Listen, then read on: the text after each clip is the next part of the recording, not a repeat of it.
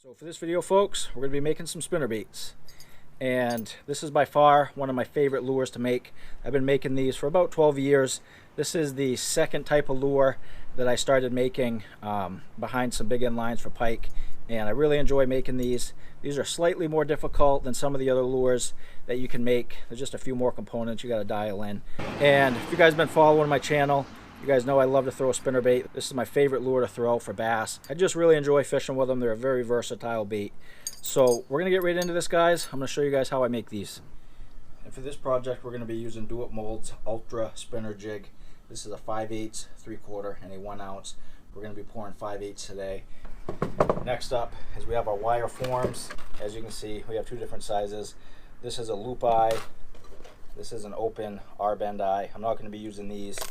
I'm going to be using these for the 5/8. The smaller spinnerbaits that I pour, I use the R-bends. But for this one, we're going to be using the loop eye. And moving over here, this is my assortment of hooks. This is my spinnerbait box. I have hooks ranging from 2-aught all the way up to 5. I have some trailers, and I have some eyes under there. Just some basic tools. Got some round bend pliers for turning some wire, some cutters, some pliers, and some safety equipment. Got the gloves, and I got my sunglasses that I'll be wearing when I'm pouring. And for pouring, I'm using this little camping stove, and my lead is just about ready to go. I'm just going to clean the slag off. I want this nice and shiny when I pour, so I'm just going to get this junk off top. Alright, next step, what we're going to do is we're going to take our hook, we're going to put it in this slot, and we're going to crimp that down just so the hook don't come out. And there's our wire form. Going to do that 5 more times. Now we're going to warm the mold up. Just going to do a few pours. Get this nice and warm. First few normally don't pour that well. Actually, that was a pretty good pour for the first time. And now we're going to get our form in. Close it down.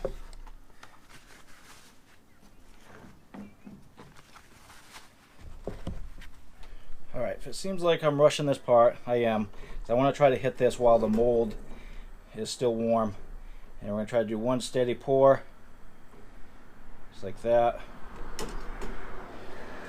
And hoping we got a good pour. Which we did. First pour came out perfect. A little bit of flashing, which is fine. I can trim that up later. But that one came out good. Everything looks good. No imperfections. Just for the heck of it, let's try a big 1 ounce.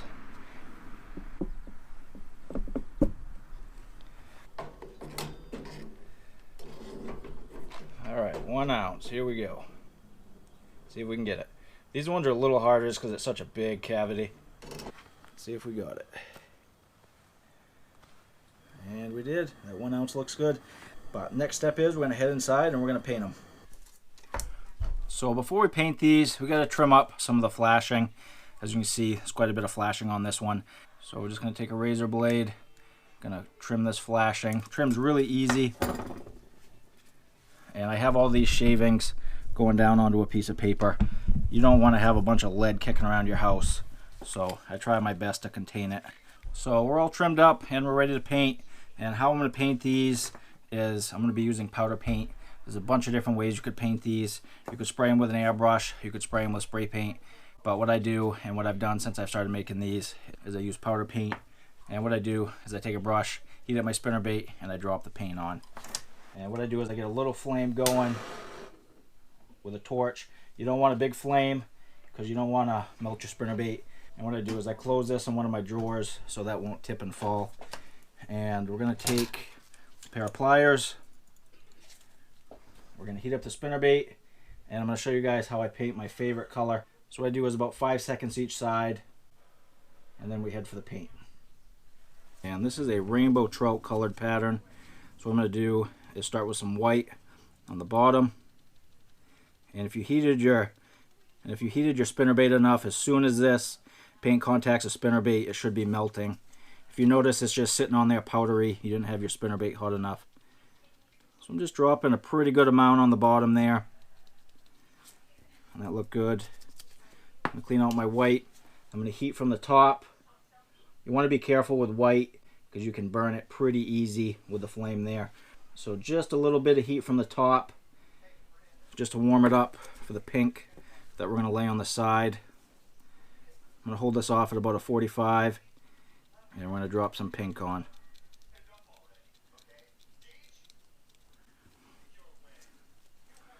Just like that.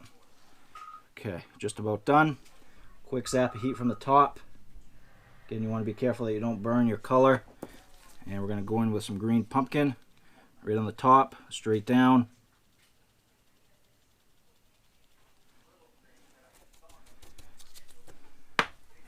Just like that. We have a three-tone, kind of a rainbow trout colored pattern there. This is by far my favorite color. I do really well with this up here in Maine. I can use this spring, summer, fall, and I can catch fish ice out to ice in with this. So there you have it, that easy. You get an awesome paint job with minimal stuff. And what I'm going to do off camera is I'm going to paint up the rest of these. I'm going to hang them in the oven for about 20 minutes at 375, and that's going to do its final bake onto the spinnerbait head here. We're back from the oven and everything looks good. That baked down nice and clean. And the next step is we're going to add some blades. And we're going to put on our little kicker blade first. So you need a clevis. You need your kicker blade. And we're going to put that on the shaft. And now what I'm going to do is I'm going to take a couple of these little metal beads and we're going to run these up on the shaft. Do 4 where these are a little bit bigger of a bait. Just like that. Now we're going to take our round pliers, grab this, and we're going to make a loop just like that. I'm not going to complete it right now because we need to put our swivel in. Where this is a 5/8, this is a pretty big bait. I think for this one, what I'm going to do is use a number 6 Colorado blade. I find it just works pretty good for this size bait. And I'm going to crimp this down the rest of the way. You want to make sure you have a really tight connection in there. So if you don't crimp this down all the way, your swivel is going to come out.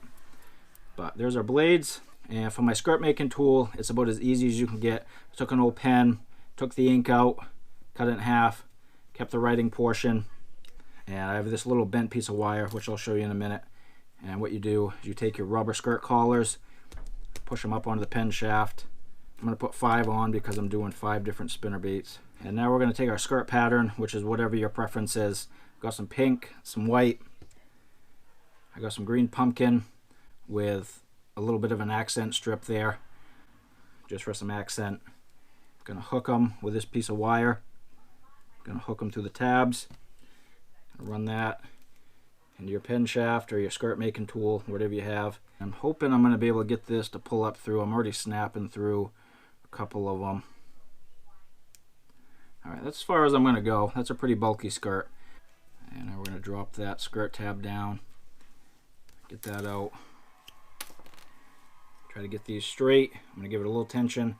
I'm going to roll this down to where I want it, which is right about there. This is a big bait, so I want this about 1/3 of the way down. And now we're going to trim our tabs. Okay, looking something like that.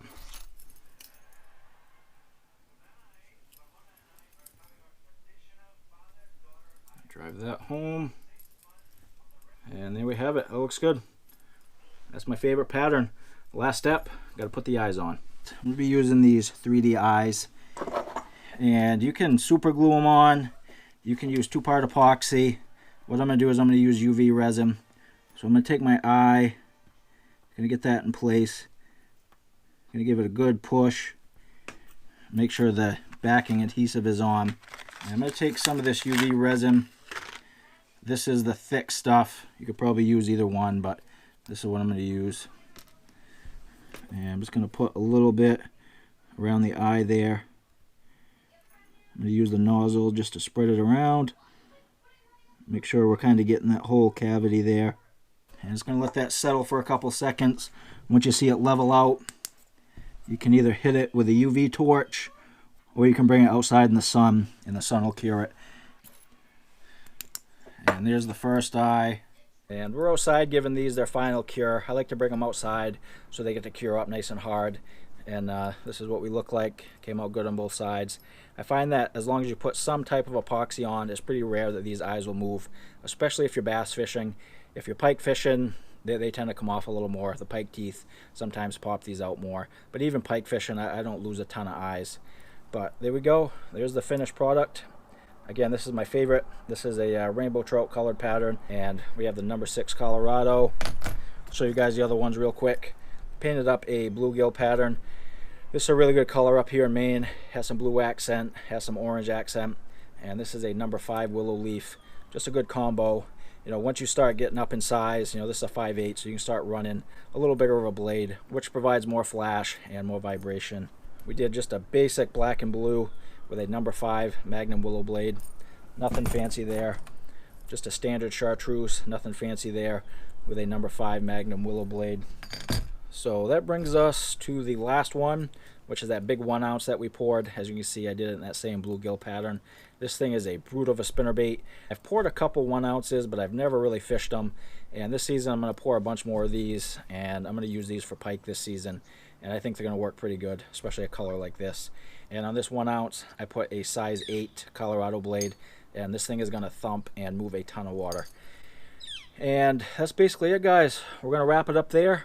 Hopefully you guys enjoyed. Hopefully you learned something if you're looking at making some spinnerbaits. If you guys have any further questions, feel free to ask. I'll try my best to answer them.